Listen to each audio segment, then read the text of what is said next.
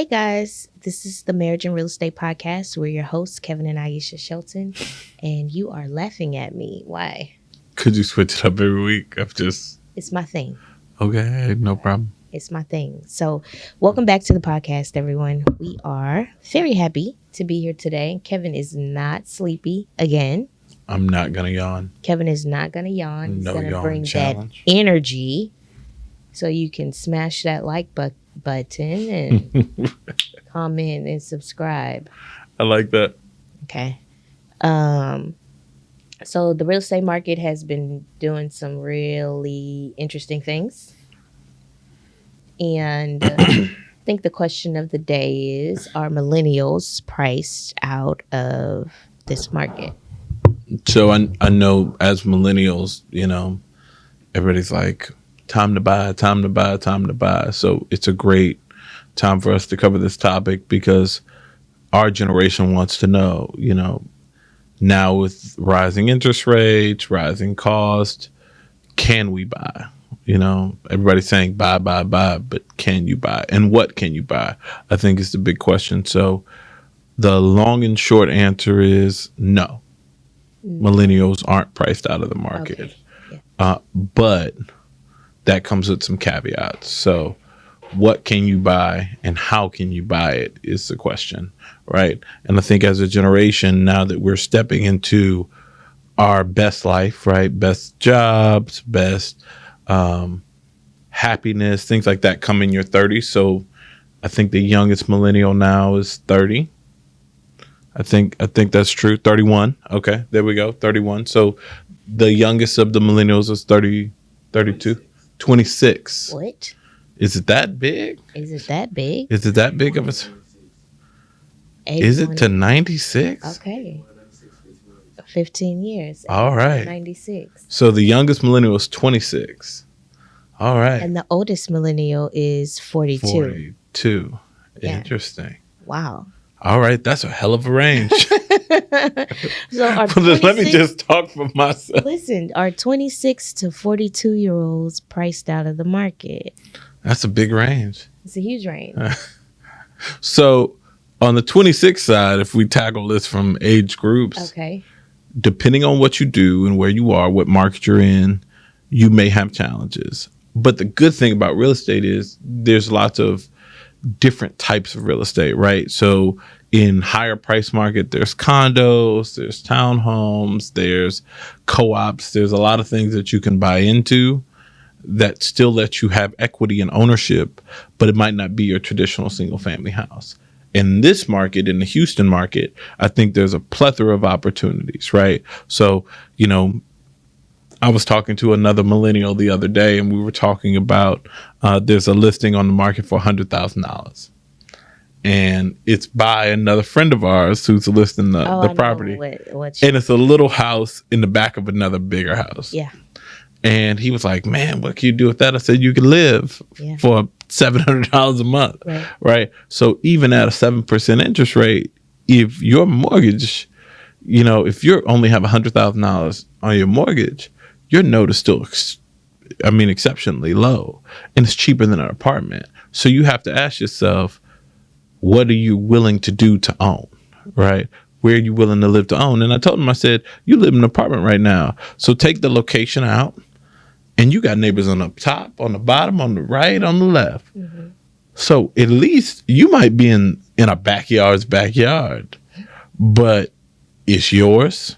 You got your privacy. You own your little piece of the earth, however small that piece is, and it's a temporary thing. So I would say this. Kevin always says that he wished he would have bought when he was younger, right? So Yeah. If we're speaking on the younger millennial side, right? The 26s. You're buying $100,000 house. No, you don't necessarily have to buy $100,000 house. I would say don't wait. I think the folly in real estate is people always want to wait for this perfect time to buy. And my thing is buy what you can when you can. So you can have those years of gain. So you can have those years of gain and build upon that. Yeah. Now, it depends on what you're looking for when we're saying priced out of the market, right? So one of the challenges that I have with younger millennials is that the internet says they should own multi-unit properties. I need a duplex, a three quad, a 4-unit, a 5-unit, a 8-unit, 12-plex, and I'm like, those are all great things to do and have, but how will you achieve that? And so when they can't achieve that, then they're saying they're going to wait. I don't know what they're waiting for, but I think you should. I think that you should buy what you can with what you have. So if you are, and I've heard this too with other people, like maybe all you can afford is a condo in a not so great part of town, but understand that that's still ownership and that's still housing. And once you're done with it and your life has grown and escalated, somebody else will be able to live there, and that's a rental property. That's your income. But everybody wants to be these big internet investors from the things that they see on the internet, and own multiple properties and multiple doors. Start with what you have. I need people to come to me and say, Aisha, here's what I got. Here's my situation. What can I get? Let's talk about that. Let's start there. I think that's the hard part, Don't come talk to me about a triplex, quad. But that's the hard part. The internet tells you need and you want more than you actually are supposed to get. And I think the boomer generation, the generation before us, there were no options and there was no internet, right? So they didn't have these other things that they were looking at telling them what a starter home looks like.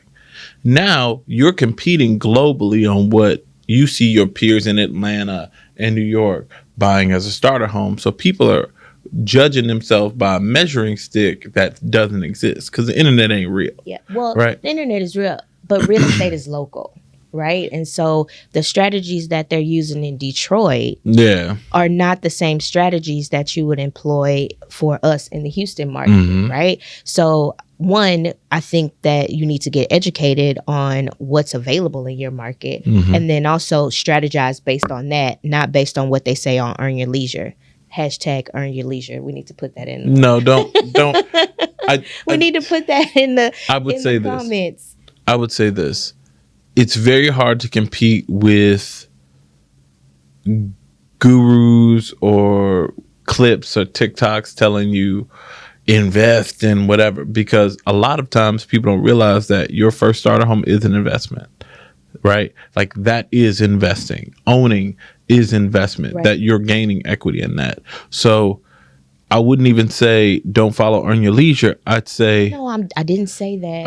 Okay. I did not say don't follow Earn Your Leisure. I'm saying if you're getting your real estate advice from Earn Your Leisure, real estate is local. Yeah. So you can't listen to somebody who's investing in Michigan about how to invest in Houston, Texas. No, that's true. That's what I'm saying. That's where a good realtor comes in. That is where an excellent realtor comes. Because you need local advice, but you also need advice from people who just know what you can buy and what you should buy. I think that's the biggest problem. Is some people get approved for, you might get approved for a $400,000 loan, but do you need to go buy $400,000 worth of house? Right. Is that right for your situation? And that's where having a good partner who, if your goal is, long-term ownership or wealth building or whatever, you need that advice from somebody who's educated in that space. And like you said, very local, because the internet does sell you a book of dreams that aren't necessarily yours. You looking at people buying 4 units in Dayton, Ohio, right? And you like, oh, look, he bought a 4-plex for $20,000, and that doesn't exist in Chicago or that doesn't exist in, New York. So there's a lot of wiggle room in that. So your local market is the best way for you to find out what you can buy. And then I think it's also starting with the end in mind. What are your goals, right? Is that ownership? Because the buzzword of investing, what does that yield you? If your property make you $100 a month, does that break the bank? Does that change your bottom line? Does that have you traveling to Spain or the south of France? Yeah, you don't want to be location independent. So I need these rental properties. And that doesn't make any sense. So people get sold this dream that passive income is their savior, when the reality of the situation is, if it ain't enough income, I don't care if it's passive or active enough, you don't have enough money to do what you see these people. And get down to the numbers too, right? Because when I think about now the first rental property that we got, it did have a large spread on it, but it was because of what was bought and when it was bought, right? And so there is a wealth transfer that happens whenever there's a recession, right? And so most of us are sitting on the sidelines waiting for things to be different or better. And then there are those of us that are looking at this as an opportunity. And that's where we need to be looking from the standpoint of a young millennial all the way to an older millennial. Like, what is the opportunity that exists in this market today? And see, I do a lot of different things. You know, it's crazy because opportunity is based on where you are in your life, right? Like an opportunity for us and an opportunity for a younger version of us with no kids and no whatever. Right. Somebody asked me, like, well, would you buy a duplex? I said, yeah, if I ain't had no kids. Right. If it was just me and you, we would live in a duplex because we wouldn't need the space, right? But now we have 3 children and a dog. We need room. So a duplex, we'd have to find a duplex like 3,000 square feet.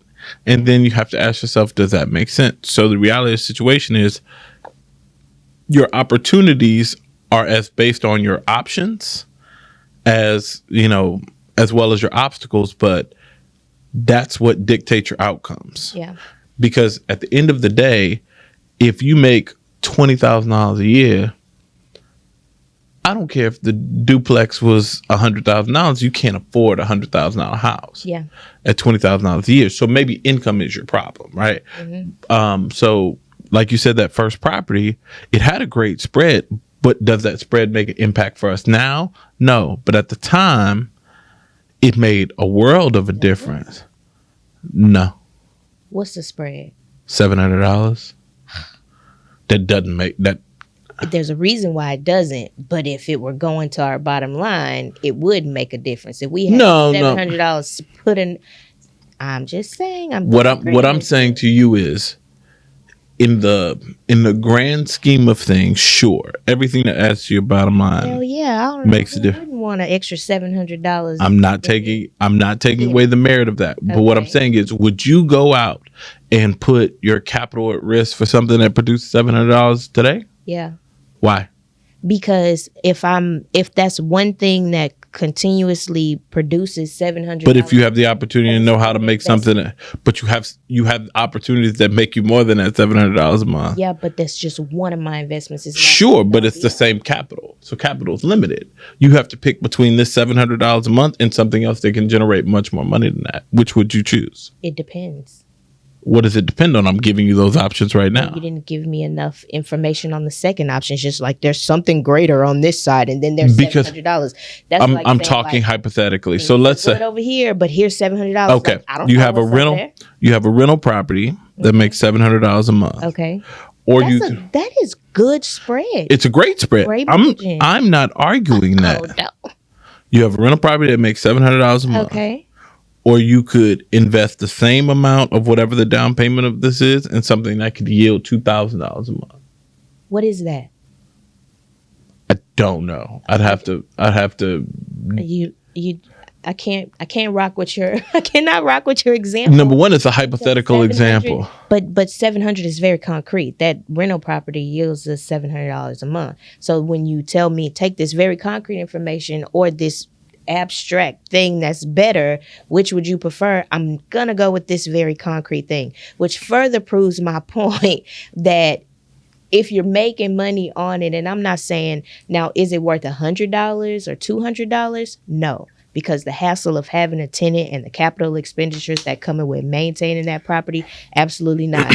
But 700 bands, a band is $1,000. Yeah, but what I want you to understand is to get to $700 a month, that money that you have to put at risk is probably like 30 or 40 grand. Well, what's the level of risk though? Like put down. You'd have to put that equity in a property to yield that. Not necessarily risk because it's a cash flowing asset. Sure, but what else can you do with $40,000?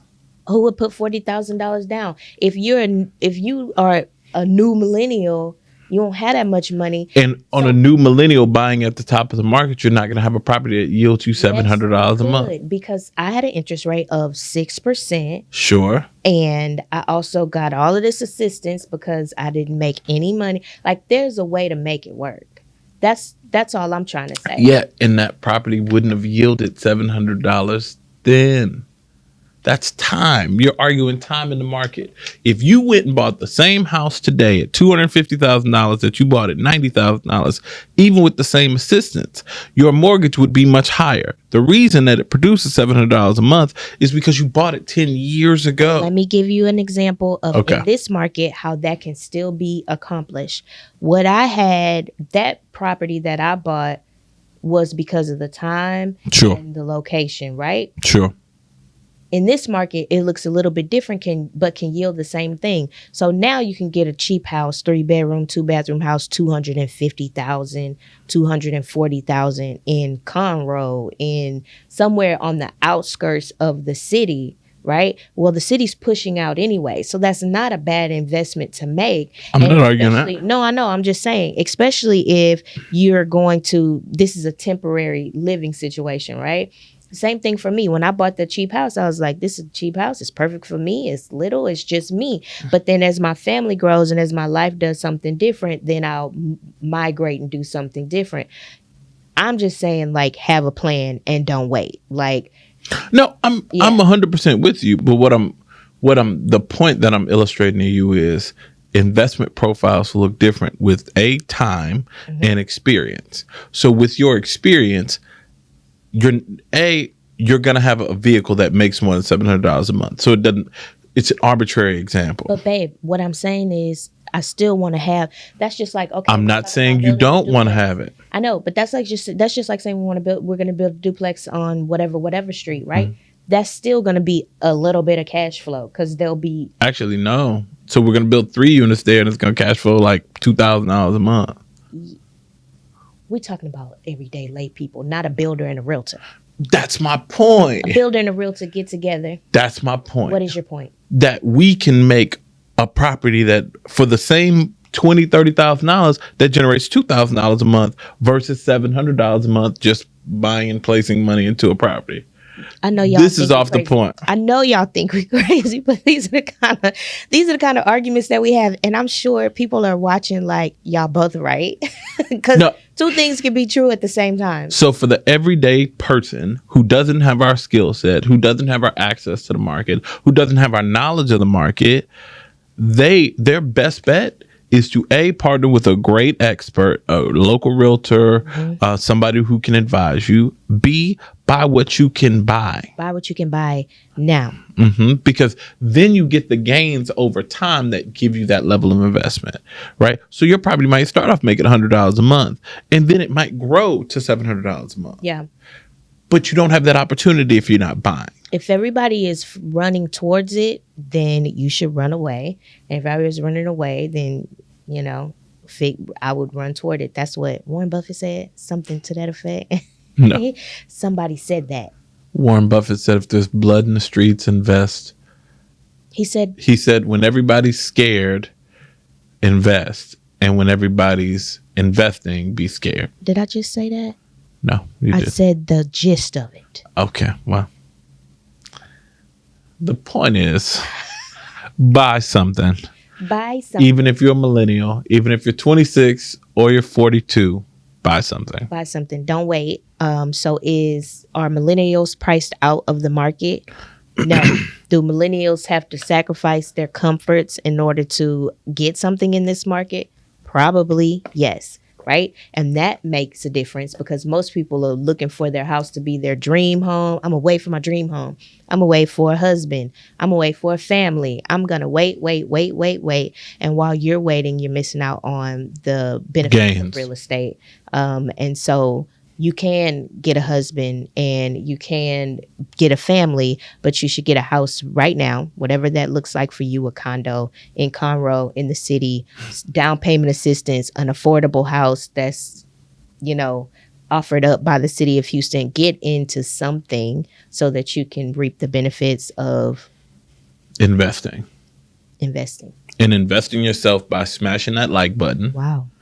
And following and hitting that notification bell so you can check out a new episode of Marriage and Real Estate when it comes out. Yes. And you can be a witness to conversations like this where you can find out what you should be doing and how to argue with your spouse over rental property on $700 a month rental properties. I'm not arguing $700 a month, but would you pick between 2,000 or 700? Which one would you pick? Both of them. I'm not picking. I'm just saying I want 700 and 2,000. Again, for all you people out there, this has been the Marriage and Real Estate Podcast. I'm 2,000. I'm 2,700. Well, she wins. Peace.